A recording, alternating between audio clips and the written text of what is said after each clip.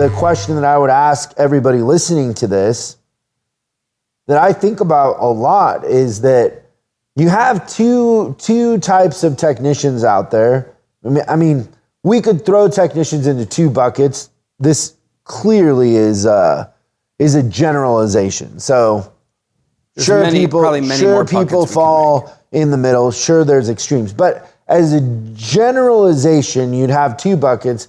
You'd have the technicians that want to be tied to production and they want to be able to make more money if they produce more. They like being vested in the outcome. Right. And then you have a group of technicians that don't want to be vested in the income and really could really care less about the production, or maybe they understand fundamentally that there has to be a degree of production, but they don't want to be tied to it. They're not emotionally connected to it. They certainly don't want their pay tied to it. In a world where technicians are in such high demand, which group is going to win? Because one of the two groups is going to kind of set the tone in a sense, right? Yeah.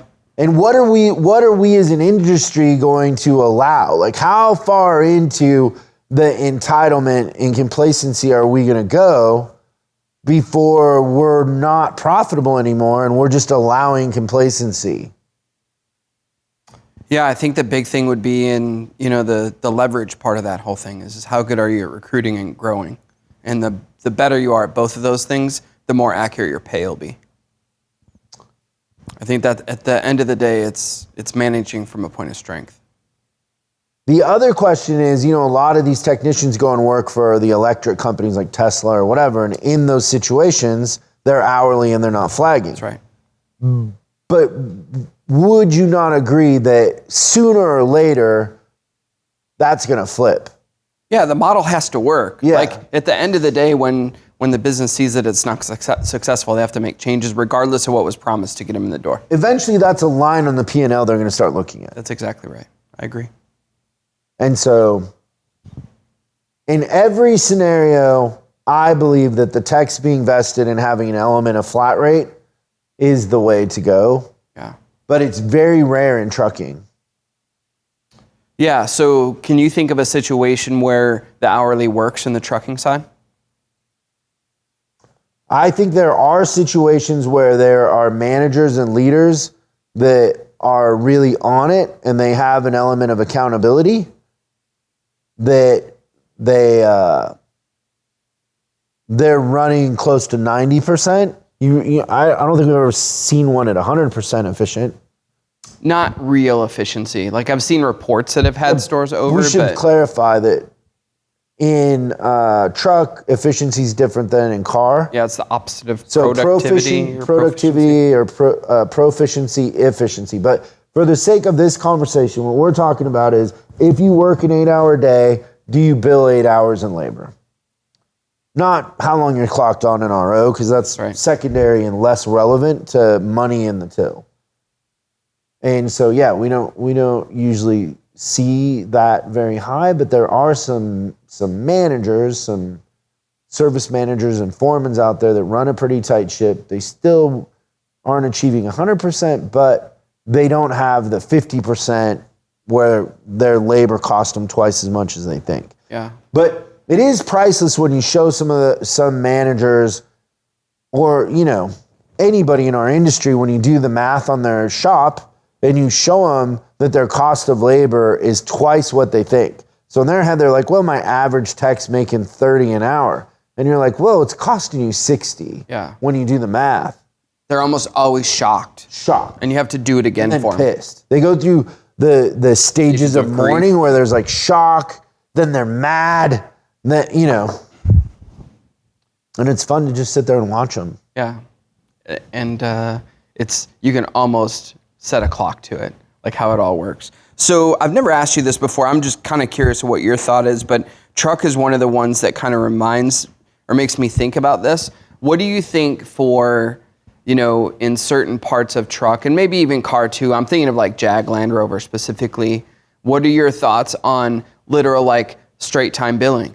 Like, so truck comes in, and we start with a budget of $1,200, and then this is how much labor that gets them, and then the tech clock's on and off, and then when they're done with the job, that's what the customer pays. Well, you would have varying degrees of ethics, and so you'd have varying degrees of customer experience. And in an industry where we don't always have the greatest reputation, I wouldn't, if a guy takes twice as long to do something, and then a customer sees a bill for something that should be $200, and now all of a sudden it's $400 or $600. Yeah. It's not the best thing for the consumer. It's not fair to the consumer. Yeah, I was trying to think if there was an accountability member with technology that we could try to bridge that gap a little bit, because a lot of it used to be on blind faith, but we're getting to a point now where you could even send a customer a message saying, hey, your truck or your vehicle is being worked on right now, and they're literal about the clocking on and off of it. But there's a lot of trust and accountability too. So my opinion, and I would love in comments for you guys to put yours, but my opinion is I would rather pay technicians more per hour. So let's say we got techs making 50 or 60. We heard one the other day where techs are making $80 an hour. I would rather have techs making $60 or $80 an hour in relation to what we're billing than pay them $80 an hour to be inefficient, because techs that are inefficient, that aren't tied to the production, have more comebacks. They care less about the outcome and the quality. And they don't, at the end of the day, have any vested interest in the company succeeding or not. So if technicians are worth more, let's pay them more, but let's reward the behavior that makes us all win in the end. Yeah. Because the technicians are going to do better if the company's healthy. We're going to be able to hire more people. We're going to be able to spend more money on resources that benefit the customers. So I think we should pay techs more per hour, but reward production and, quality in a sense. Yeah, I think the quality and the speed are my two. I've never found a correlation between hourly and quality. I've found way more of a correlation between technicians that are driven to produce and quality, because they, don't want to do things twice. Yeah, the comeback's painful. Yeah. Because they look at it as opportunity cost. Thanks so much for watching this clip of Service Driving Revolution. We're uploading new stuff every day, so make sure you subscribe and click the bell icon so you don't miss out. If you have a question you'd like us to answer on the show, call 8333-ASK-SDR and we'll answer your question on the show. That's 8333-ASK-SDR. For special deals on our books and training, head over to offers.chriscollinsinc.com. Now that's offers.chriscollinsinc.com. I'm Chris Collins, and I'll see you in the next video.